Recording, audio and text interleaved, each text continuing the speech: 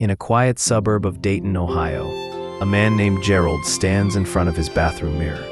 He adjusts his collar, smooths his thinning hair, and stares at his reflection. He doesn't recognize the man looking back. Gerald is 77. He used to run a small auto shop. People came to him not just for repairs, but for advice, for conversation, for trust. Now the shop is gone. The building was torn down last year to make room for a vape store.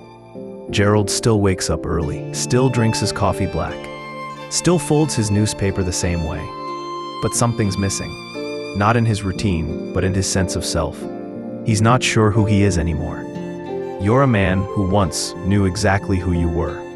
You were the father, the worker, the neighbor, the friend. You had a role. You had a name that meant something. Now you feel like a placeholder. Someone people pass by, nod at, but don't really see. You're not asking for attention. You're a man who once made decisions that mattered. Now you're asked what you want for dinner, and even that feels optional. You're a man who once gave advice that shaped lives.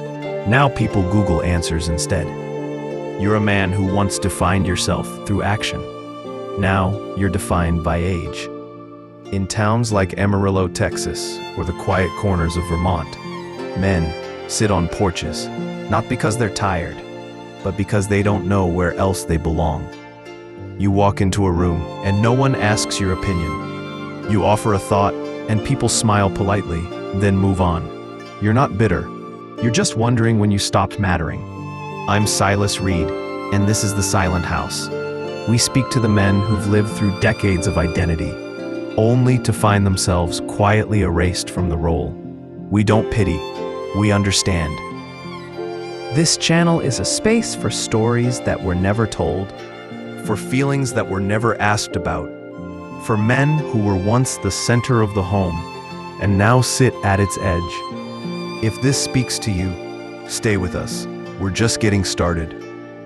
In a small diner in Ohio, a man named Thomas watches a young father feed his toddler. He smiles, not because he's jealous, but because he remembers. He remembers the mess, the noise, the exhaustion. He remembers the pride. He remembers being the center of someone's world. Now, he's a quiet orbit, still there, still warm, but distant. You're a man who still wants to be part of something, not a trend, not a movement, just a memory. You want someone to say, "He taught me how to fix a car. He showed me how to be patient. He made me feel safe." You want someone to carry your name, not just in blood, but in spirit. You want someone to sit beside your grave one day, not out of obligation, but out of love.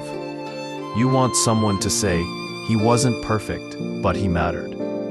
In the nursing homes of Arizona, in the retirement communities of Florida, in the quiet neighborhoods of Oregon, men sit in silence, not because they have nothing to say, but because no one is asking. And silence, when ignored long enough, starts to feel like erasure. You're a man who still has something to give. You still have stories that could change someone's life. You still have lessons that could save someone from pain. You still have love that could heal someone's heart. But you need someone to ask. You need someone to listen. You need someone to remember. I'm Silas Reed, and this is The Silent House. We talk about what no one else does, the quiet truths of aging, the emotional weight of being forgotten, the dignity of men who still carry wisdom in their hearts. If this story feels like yours, or like someone you know, subscribe, hit the bell, like, and leave a comment. Help us make silence heard. You're a man who still remembers the smell of the factory floor, the sound of your father's voice, the way your hometown looked before the highway came through. You're a man who still remembers the first time you held your child, the first time you lost someone, the first time you realized life was fragile. And those memories, they matter.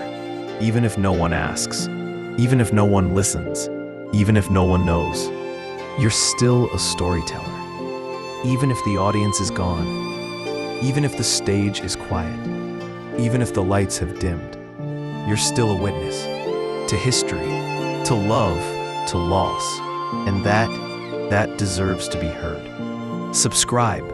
If this message feels like it was finally made for you, don't let it fade. Subscribe, hit the bell, like, and comment. Your support helps us turn silence into voice. This is the Silent House, and we're just getting started.